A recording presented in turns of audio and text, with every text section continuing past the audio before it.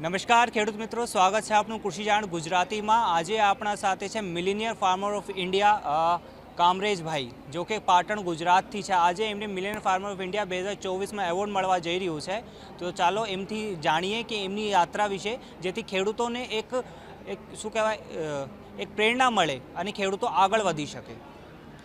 સ્વાગત છે આપનું। નમસ્કાર ખેડૂત મિત્રો। તો તમે પહેલાં છે ને તમારી યાત્રા વિશે જણાવો। પહેલાં હું 2001થી ખેતીમાં આવ્યો। અમે 4 ભાઈ હતા, સૌથી મોટો હું હતો, એટલે મારે એના કારણથી ખેતીમાં આવવું પડ્યું।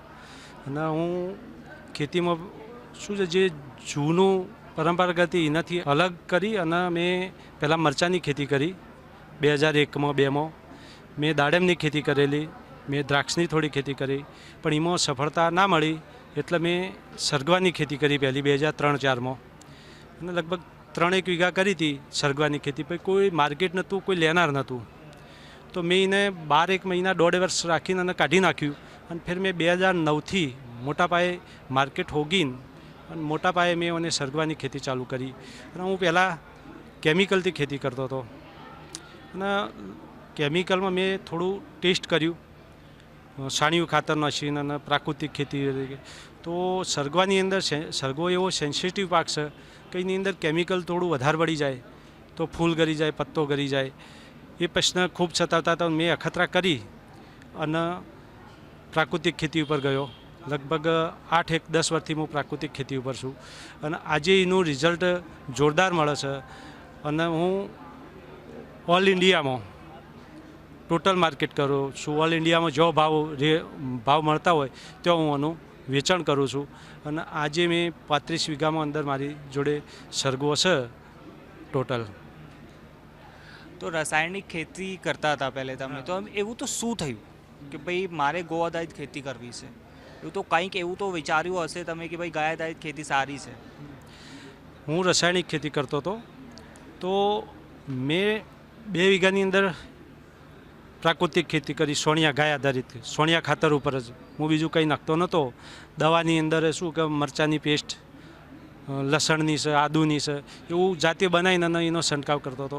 તો એમાં મને રિઝલ્ટ કેમિકલ કરતાં રિઝલ્ટ વધારે મળ્યું, તો હું ધીરે ધીરે કેમિકલ છોડી અને નેચરલ ફાર્મિંગ, જે કે 13 તુજકો અર્પણ, જ્યાંથી આપણે લઈએ છીએ અર્પણ કર્યું। તો આજે મને સારામાં સારું એવું રિઝલ્ટ મળે। હાલ મેં જીવાણુ જલ છે, ભસ્મ રસાયણ છે, આ બધું મારા જાતે જ બધું બનાવું છું, અને બનાવીને એનો ઉપયોગ ખેતીમાં કરું છું। અને આજે ક્લાઇમેટ ચેન્જના કારણે 2019 પછી ક્લાઇમેટ ખૂબ ચેન્જ થઈ ગયું, કે ગમે ત્યારે આપણે રાયડો વાયો, કેરંડા વાયો, તો શિયાળા પહેલાં આપણે કાતરા કે ઈયળ હતી એ આપણે ચોમાસામાં કેમ જોતા હતા, અત્યારે શિયાળાના અંદર ગઈ સાલ 2023ની અંદર શિયાળાની અંદર કાતરા પડ્યા કે જે ઈયળના કે રાયડો બિલકુલ સાફ કરી દો, 2 વખત પડ્યા, તો સાફ થઈ ગયો કે ક્લાઇમેટ ચેન્જના કારણે। તો અત્યારે શું છે કે ક્લાઇમેટ ચેન્જ થઈ ગયું, તો ખેતી સાથે આપણે નવીનતા અપનાવવી પડશે, નવા અખતરા કરવા પડશે અને આગળ વધવું પડશે। જો ચીલા ચાલુ આપણે પકડી રાખશો તો ખેતીમાં સફળ થવું બહુ મુશ્કેલ છે, કારણ કે ક્લાઇમેટ સાથે ચાલવું જ પડશે, એમ કે એના વગર ચાલી નહીં શકીએ। અને પ્રાકૃતિક ખેતીમાં એટલે નેચરલ ખેતી, ક્લાઇમેટ સાથે ચાલશો તો એમાં રિઝલ્ટ। અને આપણી જમીનની અંદર કાર્બન કેમિકલ વાપરીને કાર્બન બિલકુલ 0.5 થઈ ગયો, એનાથી એ નેચો આવે। તો કાર્બન જેટલો તમારી જમીનમાં વધારે છે, જેટલો કાર્બન વધારે, તો એટલું રિઝલ્ટ તમને વધારે મળશે। અને કાર્બન જમીનની અંદર છે ને, તો છોડ એકદમ હલ્દી રહે, છોડ હલ્દી રહે તો એના પર રોગ જીવાત આવે નહીં। અને અત્યારે ખેડૂત શું કરે છે કે 80% કેમિકલ જે છોડ ઉપર કામ કરે છે, અને 20% કામ જમીન ઉપર કરે, પણ ખરેખર 80% કામ છે ને જમીન ઉપર કરવું જોઈએ। જમીન મજબૂત છે, જમીનમાં તમારો કાર્બન વધારે છે, તો રોગ જીવાત આવવાનો કોઈ પ્રશ્ન રહેતો નહીં। ક્લાઇમેટ બી એને ઓછું નડે નહીં એટલું બધું, એમ કે 20% નડે, એમ કે। અને અમે કુદરતી છે કે આપણે બાપ દાદા હતા કે જે ગયડિયા હતા, કારણ કે ચોક કેમિકલને એટલું બધું નોખતા હતા, કેમિકલ નોખતા નહોતા, છતાં ખેતીઓ થતી જ હતી, નથી થતી એવું નહીં, પણ એક આપણને વ્યસન થઈ ગયું છે, જેમ વ્યસન હોય એમ કે ભાઈ આપણે નાખશો તો જ થશે, એવું છે નહીં, એમ કે। અને કેમિકલ જે છે ને, એ કેમિકલ pH વધારી દે જમીનનો, કેમિકલ નોખવાથી pH વધી જાય, તો pH વધી જાય તો જે આપણે કેમિકલ ખાતર નાખ્યો છે એ બી છોડ લઈ નહીં શકતો। એને ફર્મેટ તો કરવું પડશે, તો જીવાણુ હશે તો જ ફર્મેટ થાય, અને ફર્મેટ તો થતું જ નહીં. તો કેમિકલથી તમે કદાચ કોઈ ખેડૂત સીધો કેમિકલ નેચરલ ઉપર ના આવી શકે તો 50% કરે અને ધીરે ધીરે એના પર વળે. પણ પ્રાકૃતિક ઉપર તો જવું જ પડશે. કેમિકલ કરશે એને પહેલાં શરૂઆતમાં તો એને ઉત્પાદન વધારે મળશે જ, પણ ધીરે ધીરે 2-3 વર્ષ થાય પછી આપણી જમીન હાર્ડ થઈ જશે, પછી એ શક્ય નથી કે એ ઉત્પાદન લઈ શકે પહેલાં જેવું લે એવું. અને નેચરલ ફાર્મિંગ ઉપર આપણે જઈશું તો ધીમે ધીમે એ પ્રોડક્શન તમારું વધે જ જાય, ઘટે નહીં એમ કે. અને કાર્બન જમીનમાં એટલો બધો સ્થિરીકરણ થયો છે તો કે એ તમારા ઉત્પાદન ખૂબ મળશે. રોગજીવાતના આવા ક્લાઇમેટ ચેન્જમાં તમે ઊભા રહી શકશો એમ કે આમાં ટક્કર ઝીલી શકશો. અને નેચરલમાં શું હોય કે ક્વોલિટી બી સારી મળે છે એકદમ. તમે કેમિકલ ઉપર ક્વોલિટી છે તો એક વીક ક્વોલિટી, ના શાઇનિંગ ના હોય, કલર ના હોય, કોઈ બી ફળફળાદી લખો કે શાકભાજી હોય એમાં ફળફળા, અને બીજા દિવસે તો એ બગડવાનું ચાલુ થઈ જાય છે કેમિકલના કારણે. અને જો નેચરલ હશે ને તો 4 થી 5 દિવસ એ બજારમાં ટકાઉ જતી રહે. અને તમારો બજારમાં આજે ખેડૂતોની રાડ જગ્યા નેચરલ ફાર્મિંગ કરીએ તો ભાવ નહીં મળતા. મારો હું આજે માર્કેટમાં નાખું છું તો ક્વોલિટી એકદમ હચવાય છે, તો 15 રૂપિયા 10 થી 15 રૂપિયા મને માર્કેટમાં ભાવ વધારે મળી જ રહે છે હંમેશા. કોઈ બી માર્કેટમાં જે અમારા આઝાદપુર મંડી, દિલ્હી, કલકત્તા છે, હાવડા મંડી, ચેન્નઈ છે, ભુવનેશ્વર છે, ઔરંગાબાદ છે, મહારાષ્ટ્ર છે, હૈદરાબાદ છે, બધા હું મોકલું જ છું. તો મારો 10 થી 15 રૂપિયા ભાવ વધારે આવે જ છે. એનું કારણ આ રહ્યું છે કે કેમિકલ કરતો એટલો ભાવ વધારે નહોતો આવતો. આ તે ક્વોલિટીના કારણે અને શાઇનિંગ અને નેચરલ ફાર્મિંગના આધારે શું કે ક્વોલિટી 5 દિવસ સુધી વીક ના પડે, 5 થી 6 દિવસ કે જે કેમિકલ અને નેચરલ કેમિકલના થિયરીમાં આપણે જઈએ તો અને નેચરલ ફાર્મિંગમાં ક્વોલિટી વધારે હચવાઈ રહેશે. જેમ કે જે લોકો રાસાયણિક ખેતી કરે છે એ લોકો એવું કહે છે કે જ્યારે ભારતમાં હરિત ક્રાંતિ આવી ત્યારે રાસાયણિક ખેતી શરૂ થઈ હતી અને ત્યારે અમને અઢળક ઉત્પાદન મળવાનું શરૂ થયું. તેથી પહેલાં આપણે પરંપરાગત ખેતી કરતા હતા, આપણા બાપ દાદાઓ પરંપરાગત ખેતી કરતા હતા. કેટલા આપણને ઉત્પાદન મળતો હતો? આપણે એટલા જ ઉત્પાદન મળતા હોત તો ઓસ્ટ્રેલિયાથી લાલ ઘઉં તો નહીં આવે ને આપણા દેશમાં. તો પછી કેમ 35 કરોડ જનસંખ્યા હતી છતાંય આપણે આવું શું કહેવાય ઉત્પાદન નથી મેળ. 35 કરોડ જનસંખ્યા માટે આપણે જે છે વાવેતર નથી મેળવી શકતા હતા. પછી આજે 145 કરોડ છે અને રાસાયણિક ખેતી થાય છે એટલા માટે ઉતારો મળે છે 145 કરોડ માટે. 35 કરોડમાં નથી મળ્યો કેમ કે આપણે પરંપરાગત ખેતી કરતા હતા, ગો આધારિત ખેતી કરતા હતા. જ્યારે રાસાયણિક ખેતી શરૂ થઈ ત્યારે તો અમને મળવા માંડ્યો ને. પંજાબથી શરૂઆત કરી હરિત ક્રાંતિ 1960-65ની આજુબાજુમાં થઈ તો વસ્તી હા 145 કરોડ. ત્યાંથી પંજાબથી શરૂઆત થઈ હરિત ક્રાંતિની આપણે વાત કરીએ તો ત્યાં ખૂબ કેમિકલ વપરાણું. અને કેમિકલ આપણે કૃષિ વિજ્ઞાન કેન્દ્ર જ લાવે ને કેમિકલ. આ કેમિકલથી એથી જ એમને જ ભલામણ કરી હતી ને પહેલી શરૂઆત તો ભલામણ એમનેથી જ કરી અને લોકોએ વાપર્યું, ઘણું બધું વાપર્યું. આજે પંજાબમાં ભટિંડા તો બિકાનેર કેન્સર ટ્રેન ચાલે છે, કદાચ સાંભળ્યું હોય તો એ કેમિકલના કારણે કેન્સર વધી ગયો ને, રોગ પબ્લિકમાં રોગ વધી ગયા કેમિકલના કારણે. આજે એવું નથી કે ઉત્પાદન નહીં મળતું, એવું લોકોને મળે જ છે જે કેમિકલમાં કરે અને નેચરલ ફાર્મિંગ ગાય આધારિત કરે ઉત્પાદન મળે જ છે, વધારે મળે જ છે, ભાવ બી વધારે મળે છે અને વેચાઈ જાય છે એની જોડે. આજે એવો સમય આવી ગયો કે લોકો અવેરનેસ થયું, ખાવામાં અવેરનેસ નથી થયું, કેમિકલ નહીં, પહેલાં નેચરલ પસંદ કરે, ગાય આધારિત જે હોય એવું પ્રોડક્ટ એને પહેલાં પસંદગી કરીને એના ભાવે મળી રહે છે. પહેલાંમાં કેમિકલના લોકો અવેરનેસ થયું, પહેલાં અવેરનેસ નહોતું એટલે ખાતા હતા. આજે અવેરનેસના કારણે લોકો પાછા પડી ગયા કે કેમિકલ નહીં, કારણ કે હેલ્થ બગડે છે. અત્યારે નવા રોગો આવી ગયા છે. આજે જમીનને પણ પ્રોબ્લેમ થાય છે. જમીન તો બગાડી નાખે છે ને, જમીન તો પૂરી બંજર કરી નાખે હાવ જમીન. પછી એને નેચરલમાં વાળવું ને એ કાઠું હોય છે. તો અત્યારે ઘણા ખેડૂતો મિક્સિંગ કરતા હોય, મિક્સિંગ કરે તો એ ચાલે, પણ જે કેમિકલ એટલું કેમિકલ જે આપણે કાર્બનમાં આપણે ગણીએ ને તો જે કાર્બન ટોલે નાખવું પડે, જે સોણિયું ખાતર કમ્પોસ્ટ કરેલું ટોલે નાખવું પડે, એની જગ્યાએ એને કટ્ટોમાં નાખે છે અને ટ્રેક્ટરો ભરીને કેમિકલ લાવીને ખેતરોમાં નાખવા માંડ્યા.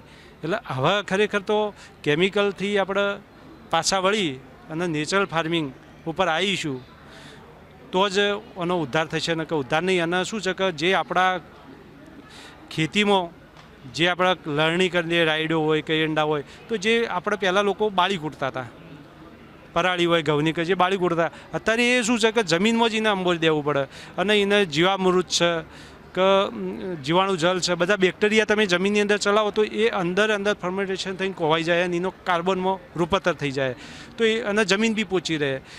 લીલા પડવાશ આપણે કરવા પડે, લીલા પડવાશ કરીએ તો બી એ જમીનમાં ફેરથી પાછું જમીન પોચી અળસિયા પડે, જીવજંતુ અંદર હોય તો જ ખેતી સક્સેસ છે, ને સક્સેસ નહીં. કારણ કે કેમિકલ નાખશો તો એકલા કેમિકલથી તો ખેતી સક્સેસ નહીં, કારણ કે એને ફર્મોનેશન કરવા બદલે જીવાણુની તો જરૂર પડવાની જ છે. તો જીવાણુ જરૂરત પડવા બદલે તો આપણે જે લીલો પડવાશ અંદર જમીનની અંદર કરીએ એ બધું કરીએ તો જ જીવાણુ વધારેની એની સંખ્યા વચ્ચે ને કે સંખ્યા વધે નહીં અને એ રૂપાંતર કરીને અને ખાતરના અને છોડને મળતું હોય છે.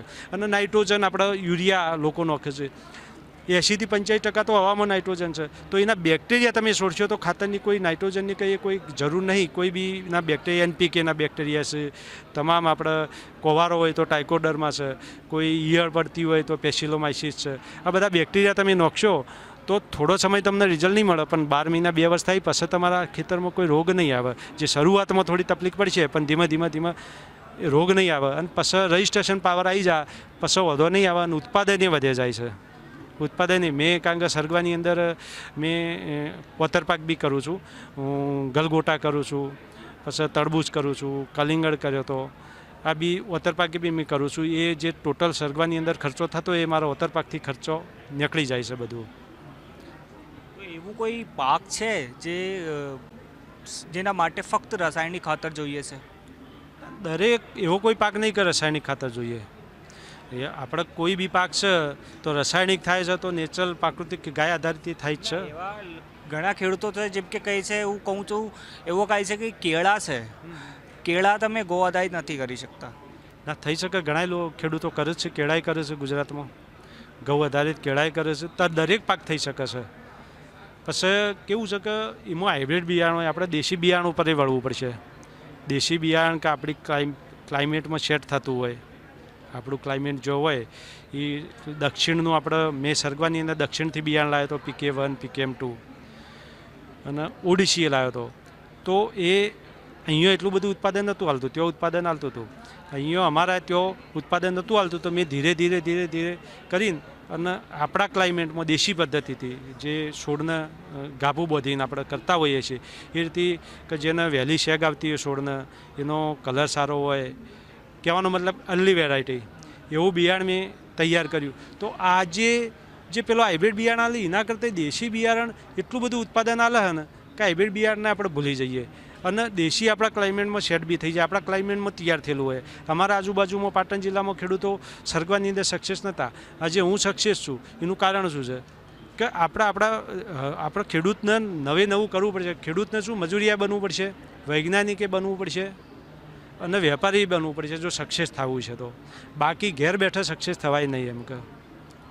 એટલે આ વસ્તુ છે, જો ખેડૂતને જાગૃત રહેવું જ પડશે અત્યારે માર્કેટમાં. પણ કોક આપણા આવીને લઈ જા એ કદી ખેડૂત સક્સેસ નહીં જાય એમ. તો જેમ કે ગો આધારિત ખેતી છે, તો પણ ગો આધારિત ખેતીના સાથે એવું પણ હોવું જોઈએ જેમ કે જો તમે કેટલા પશુઓ રખડતા પશુઓ છે, ઢોર પશુઓ રખડતા છે સડકો ઉપર, એના વિશેમાં શું કહેવા માગો છો? ગો આધારિત ખેતી એક બાજુ ખેડૂતો ગો આધારિત ખેતી પણ કરી રહ્યા છે અને ગાયોની ઉછેર પણ કરી રહ્યા છે, પણ શહેરમાં જે છે એ જેમ કે તમે જોવો છો એવી રીતે ગાયને માતા કહેવામાં આવે છે અમારા સનાતન ધર્મમાં, છતાં આવું બને છે ગાય માતા સાથે. એ જે રખડતા પશુ જે ફરતા હોય છે એ જે ખેડૂતને દૂધ આલતા હોય એ રાખીને નહીં દૂધ આલતા કે તૈયાર જ નહીં થાય એને એ લોકો ગામડેથી બજારોમાં છોડી મેલતા હોય અને રખડતા કરી દેતા હોય કે ખેડૂત એ પશુપાલક છે એવું કરે છે. પશુપાલક જ એવું કરતા હોઈએ છે, કારણ કે જેવું કંઈ કોમનું નહીં રહેતું એને આપણા સનાતનમાં કતલખોના તો આપી ના શકીએ, એટલે આ રીતે છોડી દેતા હોય કે તો માજનમાં છોડી દેતા હોય કે તો આવી રીતના સિટીમાં છોડી દેતા હોય. અને બીજું છે કે સિટીમાં જે લોકો રહેતા હોય છે એ લોકો પશુપાલન આ રીતે પાળતા હોય છે કે બજારમાં છોડી મેળવાનું, હોજાય ખોણ મેકે એટલે એમના ઘેર આવીને દૂધ આલી લે એટલે ફેર પાછું બજારમાં ચરીને 2 ટાઈમ આવી જાય દૂધ લઈ લે. એટલે એક આપણા ખેડૂતોના અને જે બજારમાં રહેતા હોય એ લોકોનો પ્રોબ્લેમ છે કે આવું કરવું ના જોઈએ એમ કે આપણે ગાય માતા કહીએ છીએ અને છોડી દી એની જરૂર હોય કે આવે દૂધ લઈ લઈએ અને પછી ફેર પાછું છોડી મેલીએ જતું રહે ખાલી અને બજારમાં ફરીને પાછું હોજે આવી જાય સવારમાં ટાઈમે છે આવી જતું હોય છે. આ જો કરે છે પશુપાલકો કે ભાઈ બજારમાં છોડી નાખ્યું પછી પરત ફરીને દૂધ કાઢી દીધું તો એ દૂધમાં તો કોઈ એવું પોષણ તો નહીં હોય. પોષણ ના હોય પણ ડેરીઓમાં અત્યારે બજારોમાં તો વેચાતું જ હોય છે. હોમાં તો લેબોરેટરી તો કરીને લેવાનો નથી, એ તો કે ભાઈ ગાયનું દૂધ છે એટલે લઈ જ લેવાનો છે. બાકી અત્યારે તમે જુઓ તો કે દૂધ ઉત્પાદન જેટલું છે એના કરતાં વેચાઈ રહ્યું છે વધારે કેમિકલ દૂધ. કે આપણે ભારતની અંદર દૂધ જે ઉત્પાદન થાય છે એનાથી વેચાઈ કેટલા ગણું રહ્યું છે. એનું કારણ શું છે કે કેમિકલ અને જે અધિકારીઓ હોય કે એમની મિલીભગત, બાકી તો ના વેચાય ને. ગુજરાત તો છે દૂધ ક્રાંતિનું એવું. ગુજરાતમાં તો દૂધ ક્રાંતિ છે જ કે મહેસાણા જિલ્લો બનાસકાંઠા જિલ્લામાં તો દૂધના ઉત્પાદન ખૂબ મળી રહ્યું. તો દૂધ ઉપર રોજીરોટી જ ચાલી રહી છે એમ કે દૂધનો ધંધાથી જ બધા રોજી ઉજળા કહેવાય એમ કે બધા. તો યુવા ખેડૂતો માટે શું કહેવા માંગો છો? અને જે ખેડૂતો પોતાની ખેતી છોડી રહ્યા છે એવું વિચારીને કે ભાઈ અમને નુકસાન થાય છે, કમોસમી વરસાદના કારણે નુકસાન થાય છે કે પછી બીજું કોઈ એવું બાબત બની જાય છે જેના કારણે એમને નુકસાન થાય છે, એ નુકસાનના કારણે આ લોકો પોતાની ખેતી છોડી દે છે અને બિલ્ડરોને આપી દે છે. જેમ કે તમે કીધું કે ભાઈ મોટા મોટા શહેર બની ગયા છે એ લોકો કારણે જ બન્યા છે. અને આજકાલના જે યુવાનો છે, કેટલાક યુવાનો છે જે ખેતી કરી રહ્યા છે અને ખેતી સાથે જોડાયેલા છે, તો આ ખેતી રોજગારની તક કેવી રીતે બની શકે છે? આવનારો ભવિષ્ય ખેતીનો જ છે. કારણ કે પબ્લિક એટલી દુનિયામાં આપણે ભારતની વાત કરો તો એ વધી રહી 150 કરોડ આજુ 145 કરોડ આજુબાજુ. જમીન એની રહેવાની છે, વસ્તી વધવાની છે, તો ખેતીનું ભવિષ્ય ઉજ્જવળ છે. પણ કઈ રીતે ચીલા ચાલુ કરતા છો તો નહીં. ખેતી શું, ખેતીનું ભવિષ્ય ઉજ્જવળ જ છે, પણ આપણે સાથે તાલમેલ સાથે નવી ટેકનોલોજી નવીનતા અપનાવવી પડશે તો ખેતી સફળ થાય. પછી આપણે ચીલા ચાલુ આપણા બાપ દાદા કરતા તો એ રીતે ચાલશો તો ચાલે નહીં. પછી ખેડૂતોને શું કે મજૂરી કરવી નથી, ભાજ્યો દ્વારા કરાવવું છે. ચલો ભાજ્ય દ્વારા કરાવવું, પણ પોતાનો ખ્યાલ આવવો જોઈએ કે મારે ખેતી કઈ રીતે કરવું, કે મારા આ રોગ આવ્યો છે તો મારે આ કરવું પડશે. ખેડૂતને ખબર હોવી જોઈએ. જો ખબર નહીં હોય ત્યાં સુધી એ શક્ય નથી ખેતી એમ કે. એટલે યુવાનો આજે શું છે કે ખેતી ઉપર નહીં કે નોકરી મળતી છે પહેલાં એ કણીઓ 10,000 કે 15,000 નોકરી મળતી જ પહેલાં એ જતા રહે ખેતીમાં નહીં.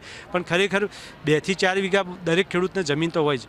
એમાં જો નવા અખતરા કરીને નવા પ્રયત્ન કરીને જે સક્સેસ ખેડૂતો થયા એમના સલાહ સૂચન લઈને અને જો કરે ને તો ખેતીથી આગળ નોકરી ના જઈ શકે એમ કે. તો તમને આજે MO5 2024નો એવોર્ડ મળી રહ્યો છે, કેવું લાગે છે? અમારું જે પાટણ જિલ્લામાં સિલેક્શન થયું એ ખૂબ સારી વસ્તુ કહેવાય કે અમારા ગુજરાત છે પાટણ જિલ્લો, એમાં સિદ્ધપુર તાલુકો અને લુખાસણ ગામ, એટલે એક અમારું બોર્ડરનું ગામ કહેવાય. બનાસકાંઠાની બોર્ડર લાગે, મહેસાણાની બોર્ડર લાગે અને એક શેવાડાનું ગામ છે. અને જો મારું નામ આટલે છે દિલ્હી સુધી આવ્યું અને જે એવોર્ડ મળે તો મારા ગામ બદલે અને અમારા બદલે એક ગૌરવની વાત કહેવાય. તેઓ હતા આપણા સાથે પાટણના ચૌધરી કામરેજભાઈ, જેમને આજે MO5 2024માં એવોર્ડ મળવાના છે.